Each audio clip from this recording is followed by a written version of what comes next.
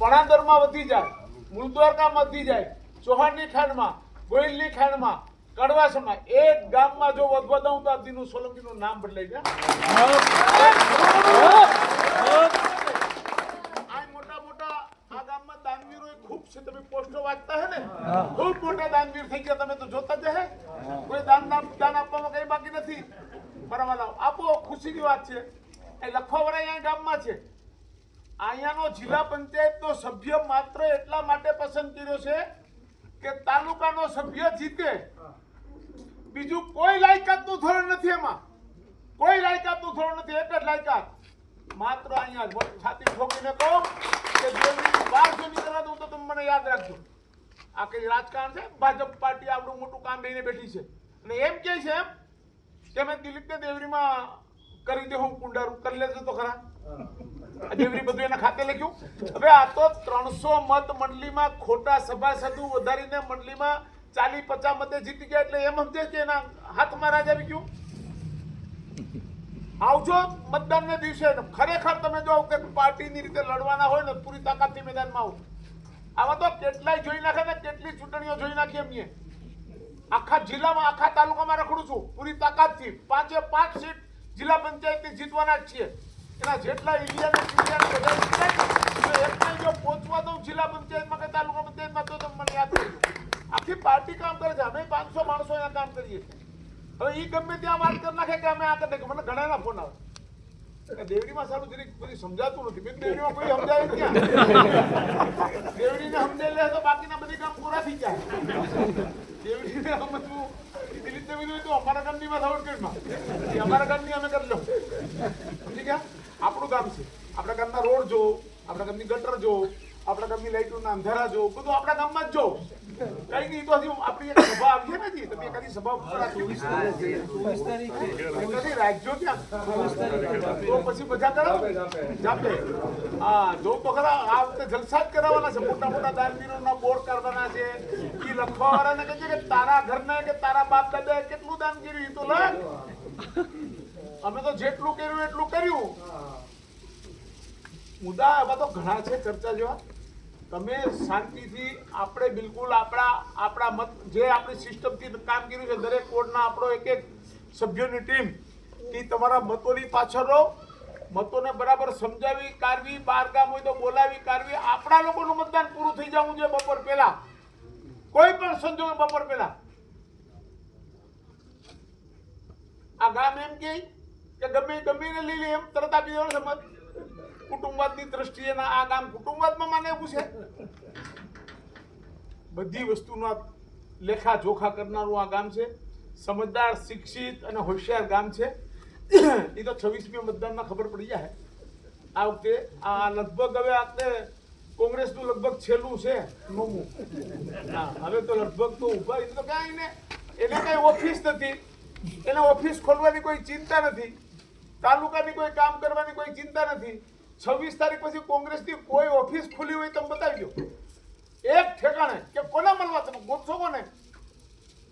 માની લો કે તમે કોઈને છૂટાવો આખા તાલુકામાં, પછી ગોતવો ક્યાંય ને એના સભ્યનો ગોતો ક્યાં? અમે આ આખામાં આ ઘાટોડ પટ્ટીમાં કરીએ તો અમને પૂછતા હતા બધા કે અમારો જિલ્લા પંચાયતનો સભ્ય તમને ક્યાંય મિલો? બીજો અમને નથી મિલો, તમને ક્યાંથી મળ્યો?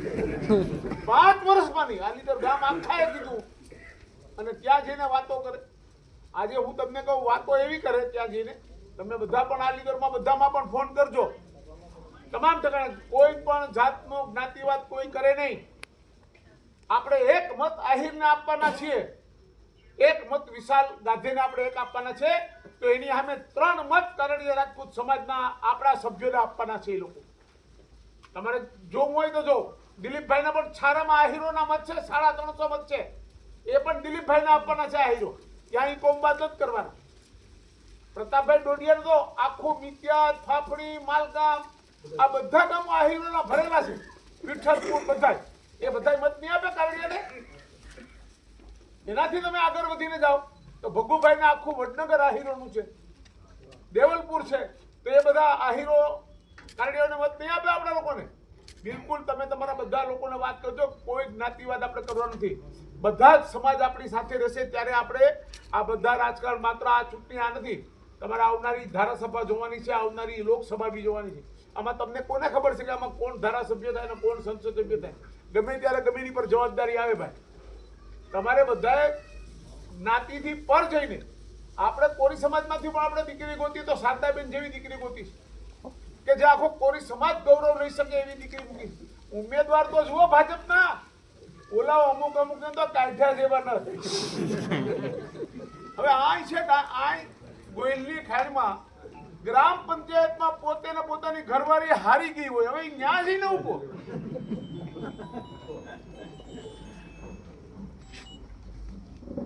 આ મારી વાત એટલા માટે કહું છું કે કોઈ આપણી ત્યાં જે બધો રિજેક્ટ માન લેતો ને બધો રિજેક્ટ માન લ્યા છે. આ ખરેખર તમે જોઈ લો ને. અને એ એમ કે અમે બધું આપણે બરાબર ગોઠવાઈ ગયું છે, બધું રેડી છે. હવે હા અમે 500 મણા હવારથી હા જુદી દોડીએ તો હા ખાતા નથી. હવે એને બધું આવી ગયું લ્યો. આમાં કોઈ ના તો પડાતી નથી. ગામ પણ જોઈશ. આ ગામમાં પેલા કયો કે સત્તા તમારે લેવી હોય તો પેલા આ કન્યા સારાથી કુમાર સારાની પાસેથી આ બધી કચરા બચરા જરા હટાવો, વારવા સારવાનું કામકાજ સાફ કરો. આ બાજુમાં કોડીનાર છે, કોડીનાર નગરપાલિકા કેવું કામ કરે છે, તમારી દેવરી ગ્રામ પંચાયત કેવું કામ કરે, પૂછો પ્રશ્ન. મેં આ છોકરાને કીધું ફોટા પાડો એના કચરાના ઢગલાને મૂકો સાઈડ ઉપર કે આ અમારી દેવરી ગ્રામ પંચાયતના આગેવાન. હવે હજીને તાલુકા પંચાયત માં મારા ગામમાં કચરો કરવો લાગે. તમે હવે એ તો ફૂગે નહીં કઈ, પણ હવે તો બધાના મનમાં તો જાજી આશા હોય ને. બધાને હજી રોડ ગટરું લાઇટના થાંભલા દેખાતા હોય, પાણીના હવેડા દેખાતા હોય, તો આમાં બધું ના થાય ભાઈ. આમાં અઘરું છે બધું કરવામાં. આખા તાલુકાને સંભાળીને લઈ આવો અને હારા માણસોને કામગીરી હોપવી એ એક અઘરી વિષય છે. દેવરી સમજદાર અને ડાપણવાળું ગામ છે. તમારે લોકોએ એક જવાબદાર નાગરિક તરીકે તાલુકાની ચિંતા કરવાની જરૂરિયાત છે મિત્રો. ખાલી અમારા ઘરે રાજકારણ, અમારા ઘરે હું અમારા હારા આ ઇન્દિરાને ઘેરે રાજદૂતથી વયા જાય, અમારા ઘેરથી કાંઈ વયું જાય, અમે નહીં નબળું કરશું તો. પણ ખાલી લખી નાખવાથી કે બોલવાથી કાંઈ નથી થતું.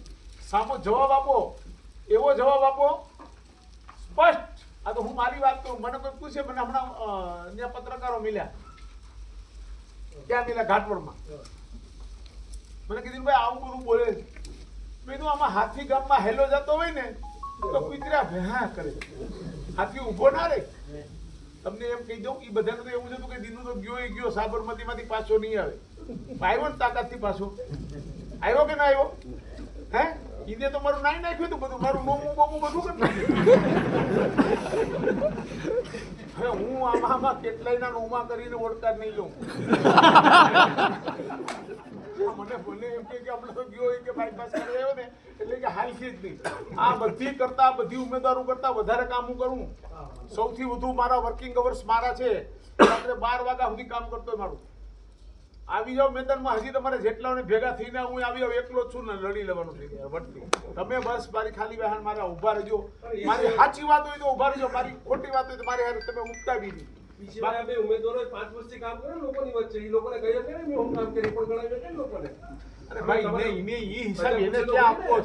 આ અટાણે કોડીનાર તાલુકાનો પ્યોર રોડ એવો છે કે તમે ત્યાં કામ હાલતું ના હોય. મને બતાવો તો ખરા તમે આ શું કરવાના છે આ લોકો. હવે આ તો આ રોડ નીકળે ત્યાં કોન્ટ્રાક્ટર પાસે લેવા ઉભા હોય કે અમારું હવે તારું થઈ ગયું આ વખત પૂરું. અહીંથી ખટરા નીકળે કોઈ પાંડા ભરીને કાંકરા ભરીને તો કે અમારું હું હવે તારું બધું છે જ બાપા રાખ. આવા લોકોની હારે આપણે કામ કરવાનું છે મારા ભાઈ. કામીને ખાતા શીખાડ દઉં ને આ વખતે જાય વાવેજીને ખેતીઓ કરવા માટે ફટાફટ એનું સારું થાય, એના કુટુંબની બિચારાને સારું થાય કે ઘરના છોકરા પાછા કામી આવી ગયા. એટલે આમાં કાંઈ પણ ચિંતા કર્યા વગર માહોલ બધી માહોલ આખા તાલુકામાં બરાબર જ છે ને અહીં આપણા ગામમાં બરાબર છે. તમે બિલકુલ નિશ્ચિતપણે વધુમાં વધુ મતદાન થાય એ આપણા ભારતીય જનતા પાર્ટીના હિતમાં છે. વધુમાં વધુ મતદાનમાં ધ્યાન આપજો. ક્યાંય પણ કર્યા વગર કાલ સવારથી જ કામે લાગી જાઓ અને વધુમાં વધુ મતદાન થાય ભાજપ તરફી તો હું કામ કરો એવી પ્રાર્થના. ચાલો વંદે માતરમ, ભારત માતા કી જય.